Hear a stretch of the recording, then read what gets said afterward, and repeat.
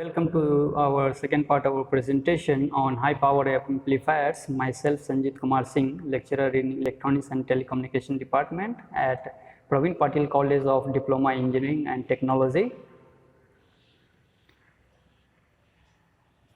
In the previous presentation, we covered the power amplifier comparison, performance parameters, and classification of power amplifiers, and we also saw the class A amplifier. Now class AB, class B, class C amplifiers with respect to their circuit operation, input output waveforms, efficiency, power equations.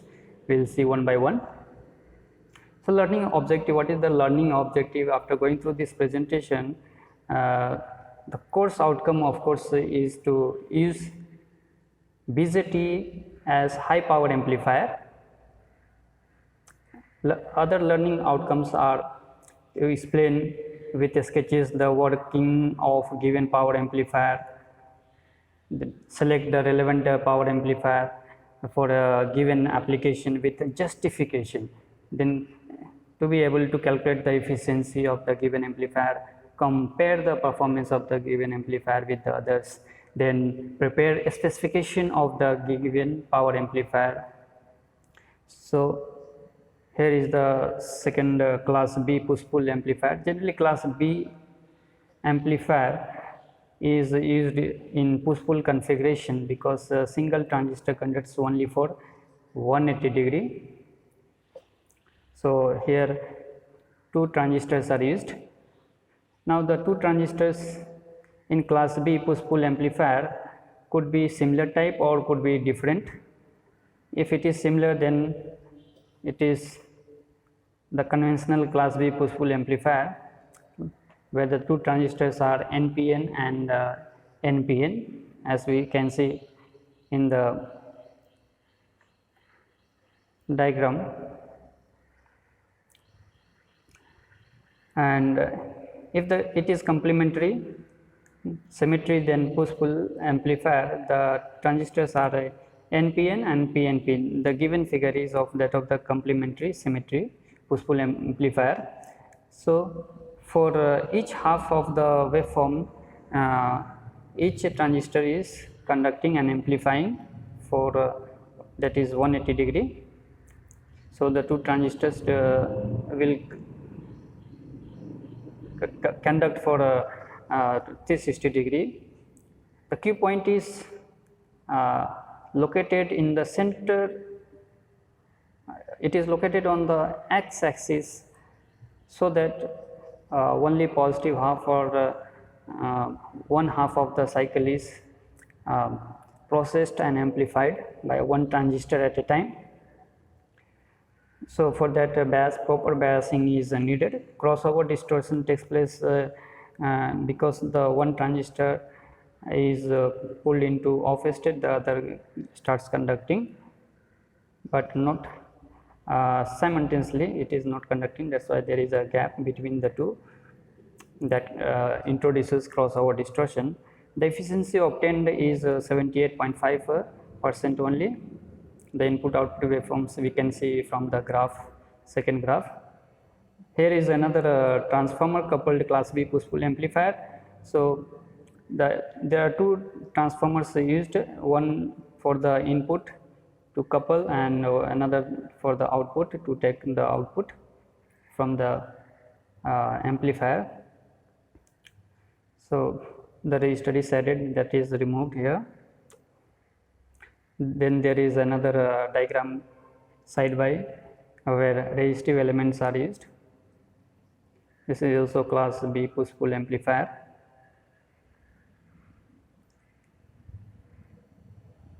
So what is crossover distortion?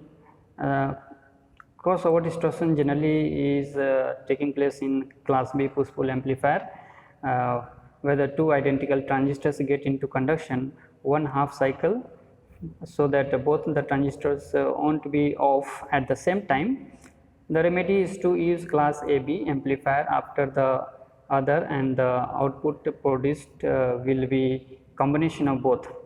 So for one transistor to turn on, it requires the base emitter voltage of 0.7 volt and when this voltage is reached, then only the second transistor starts conducting. So the transition from on to off and off to on is called the transition period. So there is a zero crossover represented by the flat spot or dead band where none of the transistors conduct, and that is the crossover distortion point. So how to eliminate it or to overcome this problem? The problem of crossover distortion can be eliminated if the conduction of the amplifier is more than 1/2 cycle. So if one transistor 1 is made to conduct for more than 180 degree and another for another more than 180 degree, then the crossover distortion is removed. So here is a simple numerical of a complementary symmetry push-pull amplifier with the VCC as plus minus 10 volt and delivering a power to a load of 5 ohm, and asked to calculate the maximum power output, power rating of transistor, DC input of maximum power output. So we are writing what are the given parameters. VCC is equal to plus minus 10 volt and RL is 5 ohm. So maximum power output PO max is VCC square by twice RL. So when the values are substituted, the output we get is 10 watt. Power rating of a transistor, we know Vm is calculated as twice VCC by pi. So putting the value of VCC, we get the 6.36 volt as Vm, the peak value of the voltage, and also that the total collector power rating in two transistor is PO is equal to PO DC is equal to P in DC minus PO AC. So by substituting the corresponding values and formula, we get the 4.052 watt, and for power rating of the each transistor PO DC by 2, and substituting the value above calculated value, we get the 2.026 watt as the power rating of each transistor. So DC input at maximum power output is P in DC max is equal to VCC into twice VCC by pi RL, that is equal to 10 into within bracket 2 into 10 by pi into 5 equal to 12.73 watt. Now the class AB amplifier. Class AB amplifier is a slight variation or modification in the class B amplifier, except that both the devices are allowed to conduct at the same time around the waveforms. Crossover point eliminating the crossover distortion problem of the previous class B amplifier. The two transistors have a very small bias voltage provided by the diode D1 and D2. That is the 0.7 voltage required by the base emitter voltage of the two transistors.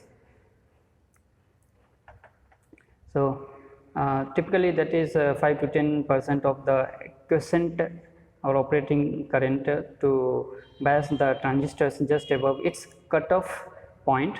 So it is the cutoff point or the Q point is located slight above the x-axis. X-axis is the cutoff line. So slightly above that the Q point is located. Biasing is done in such a way. Each of the push-pull transistor is conducting for slightly more than the half cycle of conduction in class B, but much less than the full cycle of conduction of class A, that is 180 degree and 360 degree. So conduction is between 180 degree and 360 degree generally. So efficiency is in between class A and class B amplifiers, that is between 50 and 60 around percent of efficiency is obtained in class AB amplifier. Now there is another transformer coupled class AB push-pull amplifier where two transistors, similar type of transistors are used with the center tap transformer on the input side as well as on the output side. So two transformers are used for coupling the input and the output with the addition of a resistor and a diode. The diode is developing the voltage across it. That voltage is applied across the emitter, base emitter of the two transistors, both the side. The same voltage is applied to the base emitter of Q1 and base emitter of the Q2. The voltage developed across diode is applied. So that makes the transistors to operate to have the initial 0.7 volt required and to remove the crossover distortion. Now the class C amplifier. The class C amplifier is more efficient. How? The biasing is such that the collector current is flowing for less than 180 degree, and the RC is replaced by a parallel resonance circuit. So this parallel resonance circuit is resonated at a frequency equal to that of the input signal. So it is either capacitance is varied or inductance is varied, so that it is resonating at a frequency that of the input signal, the signal which has to be amplified. So LC tank circuit is tuned to that of the input signal to be amplified, and Q point below x axis makes the conduction angle for less than say 180 degree, and efficiency is more than 80%. So this is the basic circuit diagram, circuit arrangement for the class C amplifier, and the adjacent graph shows the input output waveforms and the conduction angle less than 180 degree. Here is another similar class C amplifier with the tank circuit and inductively coupled output. So the resonating frequency here is given by 1 upon 2 pi root over LC, and bandwidth will be calculated as a resonating frequency F0 upon Q0, where Q0 is the effective quality factor of the tank circuit. So what is the application of this type of class C amplifier? It can be used as a frequency multiplier if the resonant frequency is tuned to a harmonic of the input signal, and very common application is as a radio frequency, that is to amplify 20 kilohertz power amplifier. Now here is the summary summed up in graph format. So here we see the different power amplifiers, class A, class A, B and C, and of the switching power amplifiers D to T. So class A is conducting for 360 degree with both the input and output replicating each other, and there is minimum distortion of the amplitude or harmonic distortion, but efficiency is less. We can see it is placed below on the efficiency scale y axis. So second is the AB conduction is between A and B, and that is more than 180 degree. Class AB amplifiers conduct, and efficiency is between class A and class B, near about 40 to 50%. Then and the class B amplifiers, we see the conduction is 180 degree for each transistor. There are generally two transistors, so 180 degree each will make the complete full cycle. Then class C amplifiers with the 90 degree of conduction, for example, and highest efficiency among the basic conducting linear type power amplifiers, and we see the efficiency of the switching amplifiers more than these conventional power amplifiers A, B, C and AB. Here is it is in the tabular form, comparison of the different power amplifiers A, B, AB and C With respect to conduction angle, A is conducting for 360 degree, B is conducting for 180 degree, and AB is conducting between 180 and 360, that is A and B, and C is for less than 90 degree. Position of the Q point we have seen from the graph. For class A, it is in the center of the AC load line, and for B, it is exactly on the x-axis in the cutoff region. Then AB is slightly above the cutoff line, that is x-axis, or in between center and the x-axis Q point is located.